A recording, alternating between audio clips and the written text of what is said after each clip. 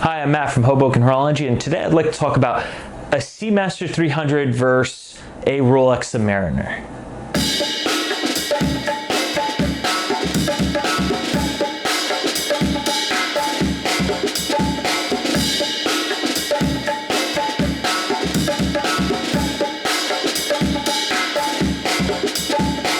Now, on my channel, actually, an older video, I did a Seamaster 300 versus Submariner ceramic, and that video, I really was like stuck on the bracelet of that Seamaster because I said how much better the Seamaster bracelet was, the clasp especially, and I still stand by that. I really do think that. At that time, I was moving watches often, and that Submariner, that ceramic Submariner in that video is not the same one as this one on my wrist.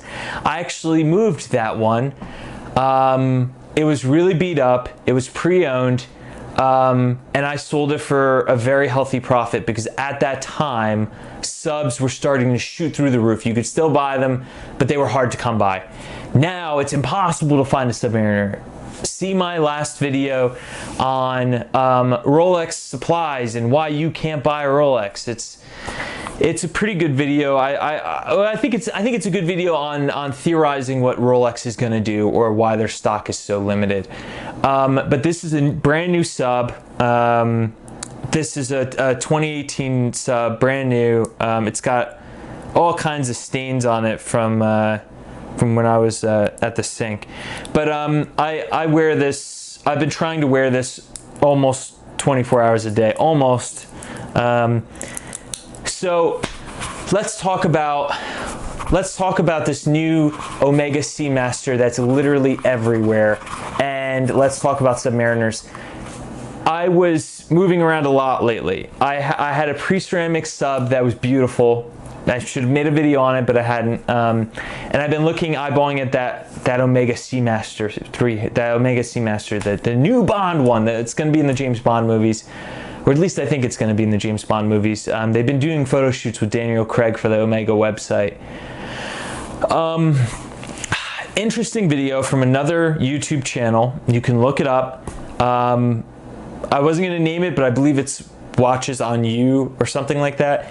That's a great channel. I love it. I'm on there all the time. I don't mean to sponsor other YouTube channels or anything like that. I don't have any paid sponsorship or anything like that on this channel, and I probably never will.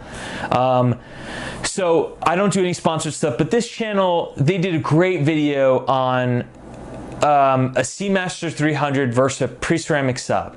Pre-ceramic sub is worth $1,500 to $2,000 more than a brand new, and we're talking retail, Seamaster 300, right?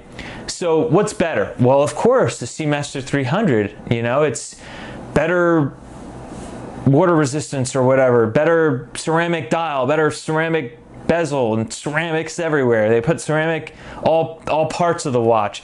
Blued indice outline, blue hands, newer lume, you know, all this stuff.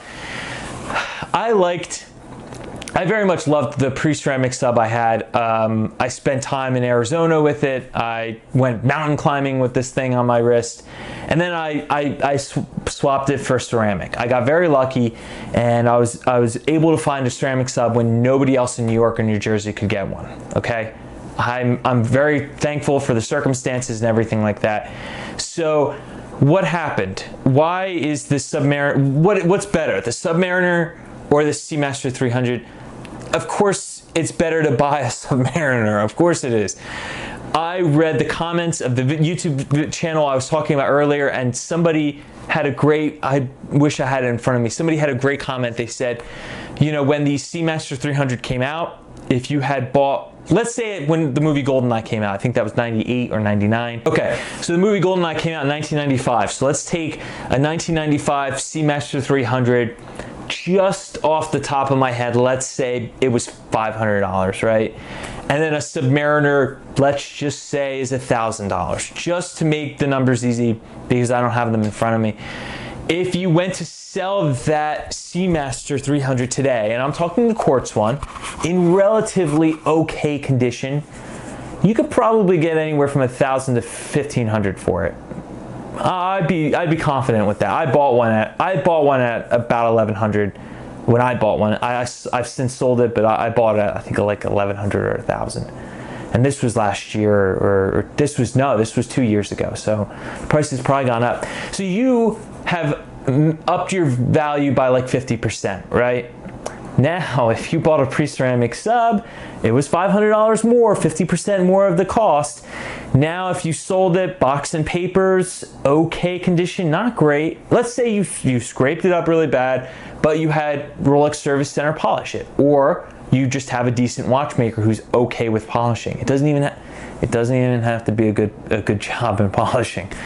Anyone will buy it. You will sell it for $6. Lowest of the lowest is $5,500. Higher is $65. A very, very good condition, very good example with box and papers.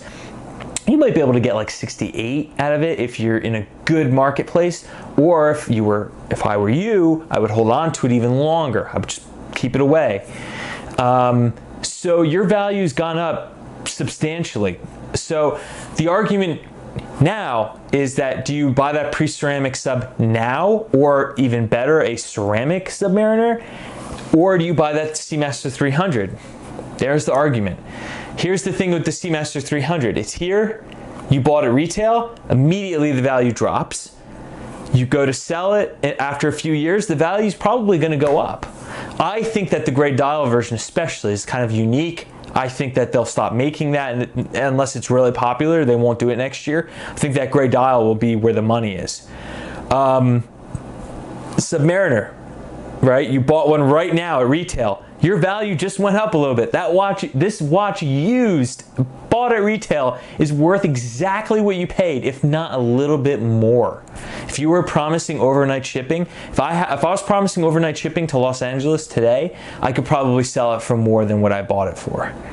So, that being said, unless Rolex does something completely bizarre, like a brand new sub with red text on the dial, a new movement, and a few $100s under MSRP, what this one was, people will go out of their minds, and unlimited stock, but they'll destroy the brand, and they won't do that. They're too smart. Rolex will not 100% give the people who wear Rolexes what they want. And we're not even talking about the people on Wall Street. We're talking about the watch enthusiasts, people like you and I who buy these watches and appreciate them for what they are, not for maybe what their target demographic is. There's a lot of people like us that might buy Hamiltons or Longines because we like the historic remake of some of the older watches, not because it just looks cool or because there's some reason that we want that specific model.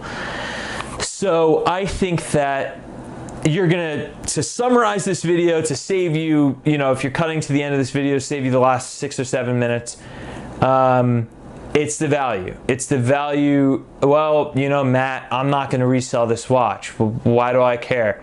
You do care. It's important, okay? It's important to a point of keeping a watch for a very long time, or a watch that you might want to have service down the line. It's another few years. There's a new sub out. I get this serviced. It looks brand new. It should still hold its value. So yeah, that being said, that Seamaster 300 though looks amazing, and I want to try one on. I don't want to buy one, but even the two-tone, I've never thought I would like a two-tone Seamaster 300, right?